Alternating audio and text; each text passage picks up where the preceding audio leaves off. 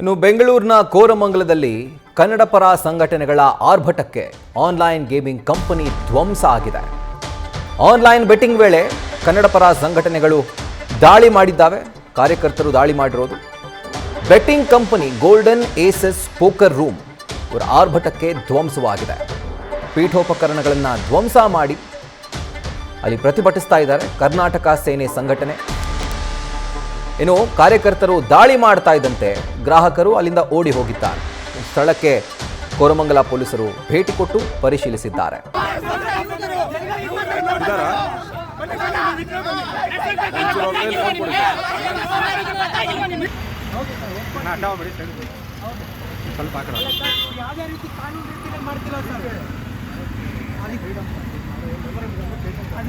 Already ನಾವು 3 ವರ್ಷದಿಂದ ಸತತ ಮಾಡಿದ್ದೀವಿ ಸರ್. ಫ್ರೀಡಮ್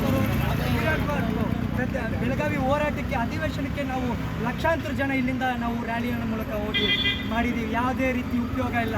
ಈಗಾಗಲೇ ನಾವು ಎಲ್ಲರೂ ಏನು ಮಾಡ್ತಿದ್ದೀವಿ ಅಂದರೆ ಈ ಥರ ಒಂದು ಬೆಟ್ಟಿಂಗ್ ಕಂಪ್ನಿಗಳು ಬಂದು ಸ್ವಯಂ ನಾವೇ ಬಂದು ಕಂಪ್ನಿ ಮುಂದೆ ಹೋರಾಟ ಮಾಡಿದಾಗ ಇದು ನಿಲ್ಲುತ್ತೆ ಅಂತ ನಾವು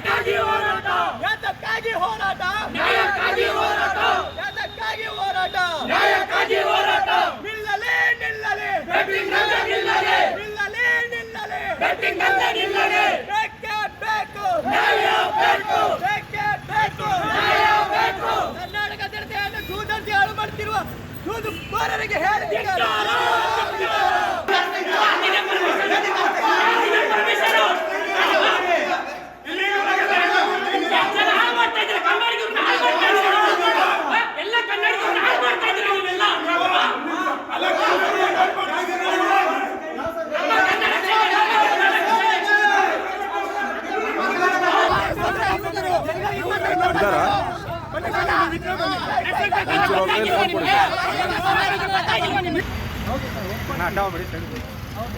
ಸ್ವಲ್ಪ ಯಾವುದೇ ರೀತಿ ಕಾನೂನು ರೀತಿಯಲ್ಲಿ ಮಾಡ್ತಿಲ್ಲ ಸರ್. ಆಲ್ರೆಡಿ ನಾವು 3 ವರ್ಷದಿಂದ ಸತತ ಮಾಡಿದ್ದೀವಿ ಸರ್. ಫ್ರೀಡಮ್ ಬೆಳಗಾವಿ ಹೋರಾಟಕ್ಕೆ ಅಧಿವೇಶನಕ್ಕೆ ನಾವು ಲಕ್ಷಾಂತರ ಜನ ಇಲ್ಲಿಂದ ನಾವು ರ್ಯಾಲಿಯ ಮೂಲಕ ಹೋಗಿ ಮಾಡಿದ್ದೀವಿ. ಯಾವುದೇ ರೀತಿ ಉಪಯೋಗ ಇಲ್ಲ. ಈಗಾಗಲೇ ನಾವು ಎಲ್ಲರೂ ಏನು ಮಾಡ್ತಿದ್ದೀವಿ ಅಂದರೆ ಈ ಥರ ಒಂದು ಬೆಟ್ಟಿಂಗ್ ಕಂಪ್ನಿಗಳು ಬಂದು ಸ್ವಯಂ ನಾವೇ ಬಂದು ಕಂಪ್ನಿ ಮುಂದೆ ಹೋರಾಟ ಮಾಡಿದಾಗ ಇದು ನಿಲ್ಲುತ್ತೆ ಅಂತ ನಾವು ಬಂದು ಮಾಡ್ತೀವಿ. ಗೌರವ ಇದೆ ಸರ್. ನೀವು ಹೇಳ್ತಿರೋದು ಎಲ್ಲ ಸತ್ಯ ಸರ್.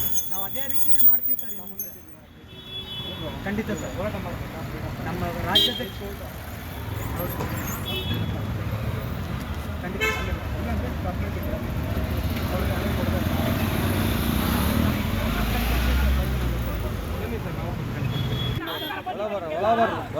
ಮೇನ್ ರೋಡ್ ಬಿಡಿ. ಮೇನ್ ರೋಡ್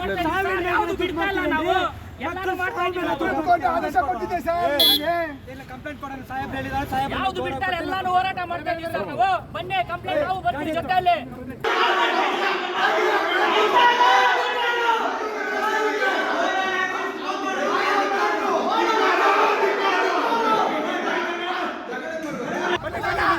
ಡೀಟೇಲ್ಸ್ ಅನ್ನ ಕೊಡ್ತಾ ಹೋಗ್ತಾರೆ ನಮ್ಮ ಪ್ರತಿನಿಧಿ ಚಂದ್ರಶೇಖರ್. ಇದರ ಕುರಿತಾಗಿ ಚಂದ್ರಶೇಖರ್, ಕನ್ನಡ ಸಂಘಟನೆಗಳ ಆರೋಪ ಏನು ಅಂತ ಮತ್ತೊಂದು ಕಡೆಯಲ್ಲಿ ಕಾನೂನನ್ನ ಕೈಗೆತ್ಕೊಂಡ್ರೆ ಅವ್ರ ಮೇಲೂ ಕೂಡ ಕ್ರಮ ಆಗ್ಬೇಕಲ್ವಾ? ಹಾಗಿದ್ರೆ ಆ ಪರ್ಮಿಷನ್ ಕೊಟ್ಟಿದ್ಯಾರು ಅಂತ? ಖಂಡಿತವಾಗಿಯೂ ರಾಹುಲ್, ನೀವು ಹೇಳಿದ್ದು ಅಕ್ಷರಶಃ ಸತ್ಯ ಅಂತ ಅನಿಸ್ತಿದೆ. ಯಾಕಂತಂದ್ರೆ ಯಾವುದೇ ರೀತಿಯಾದಂತಹ ಒಂದು ಕಾನೂನನ್ನ ಕೈಗೆತ್ತಿಕೊಳ್ಳುವಂತಹ ಕೆಲಸಕ್ಕೆ ಯಾರೇ ಮುಂದಾದ್ರೂ ಕೂಡ ಅವರ ಮೇಲೆ ಕಾನೂನು ಕ್ರಮ ಆಗೋದು ಕಟ್ಟಿಟ್ಟ ಬುತ್ತಿ. ಯಾಕೆಂತಂದ್ರೆ ಈ ರೀತಿಯಾದಂತಹ ಪ್ರಕರಣಗಳಿಗೆ ಸಂಬಂಧಪಟ್ಟಂತೆ ಮೊದಲಿಗೆ ಪೊಲೀಸರಿಗೆ ದೂರನ್ನ ಕೊಡ್ಬೇಕಾಗತ್ತೆ.